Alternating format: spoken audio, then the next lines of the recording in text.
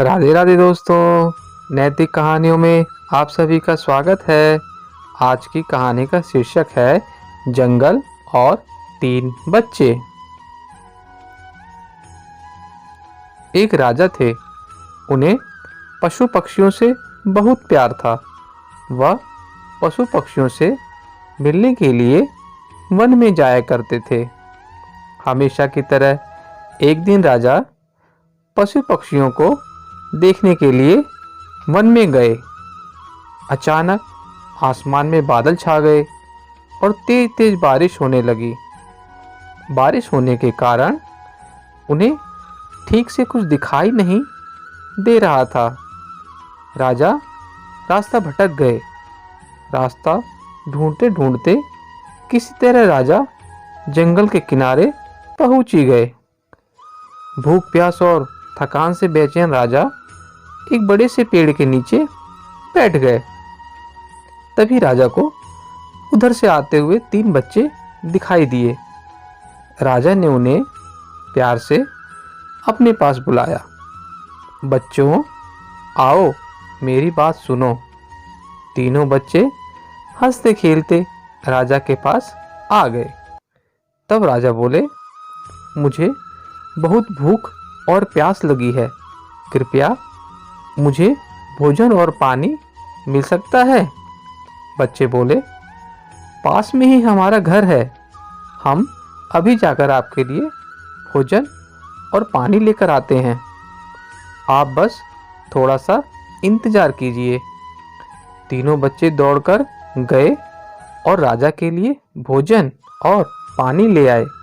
राजा बच्चों के व्यवहार से बहुत खुश हुए और बोले, प्यारे बच्चों, तुमने मेरी भूख और प्यास मिटाई है। मैं तुम तीनों को इनाम के रूप में कुछ देना चाहता हूँ। बताओ तुमको क्या चाहिए?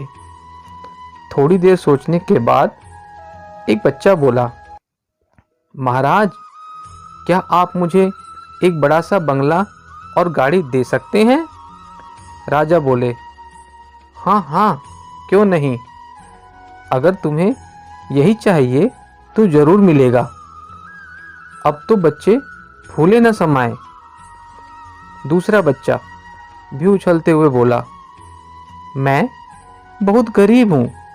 मुझे धन चाहिए जिससे मैं भी अच्छा खा सकूं, अच्छे अच्छे कपड़े पहन सकूं और खूब मस्ती कर सकूं। राजा मुस्कुराकर बोले, ठीक है बेटा, मैं तुम्हें बहुत सारा धन दूंगा। यह सुनकर दूसरा बच्चा भी खुशी से झूम उठा। भला तीसरा बच्चा क्यों चुप रहता? वह भी बोला, महाराज, क्या आप मेरा सपना भी पूरा करेंगे? मुस्कुराते हुए राजा ने बोला, क्यों नहीं, बोलो बेटा, तुम्हारा क्या सपना है? क्या तुम्हें भी धन दौलत चाहिए? नहीं महाराज, मुझे धन दौलत नहीं चाहिए। मेरा सपना है कि मैं पढ़ लिख कर विद्वान बनूं। क्या आप मेरे लिए कुछ कर सकते हैं? तीसरे बालक की बात सुनकर राजा बहुत खुश हुए। राजा ने उसके पढ़ने लिखने की उचित व्यवस्था करवा दी। वह मेहनती बच्चा था। वह दिन रात लगन से पढ़ता और कक्षा में पहला स्थान प्राप्त करता। इस तरह समय बीतता गया। वह पढ़ लिख कर विद्वान बन गया और राजा ने उसे राज्य का मंत्री बना दिया। बुद्धिमान होने के कारण सभी लोग उसका आदर सम्मान करने लगे। उधर जिस बालक ने राजा से बंगला और गाड़ी मांगी थी, अचानक बाढ़ आने से उसका सब कुछ पानी में बह गया। दूसरा बालक भी धन मिलने के बाद कोई काम नहीं करता था। बस दिन भर फिजूल खर्च करके धन को उड़ाता और मौज मस्ती करता था। लेकिन रखा धन भला कब तक चलता? एक समय आया कि उसका सारा धन समाप्त हो गया। वह फिर से गरीब हो गया। दोनों बालक उदास होकर अपने मित्र यानी मंत्री से मिलने राजा के दरबार में गए। वे दुखी होकर अपने मित्र से बोले, हमने राजा से इनाम मांगने में बहुत बड़ी भूल की।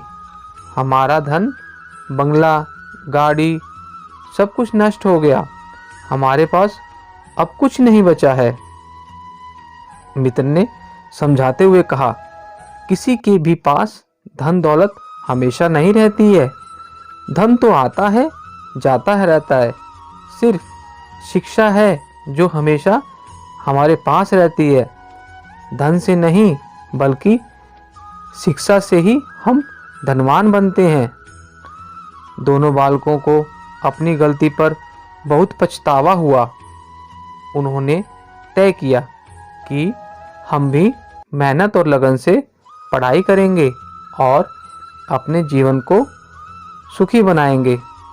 दोस्तों, हमें इस कहानी से शिक्षा मिलती है कि विद्वान बनना सबसे बड़ा धन है।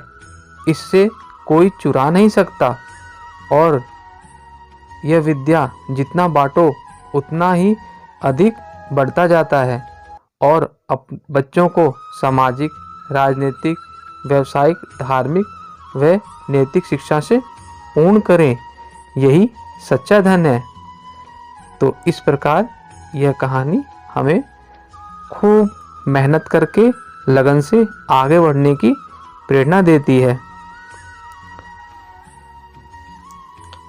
आपका दिन शुभ एवं मंगलमय हो।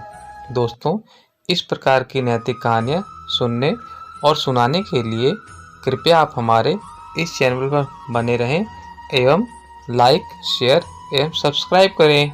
राधे राधे।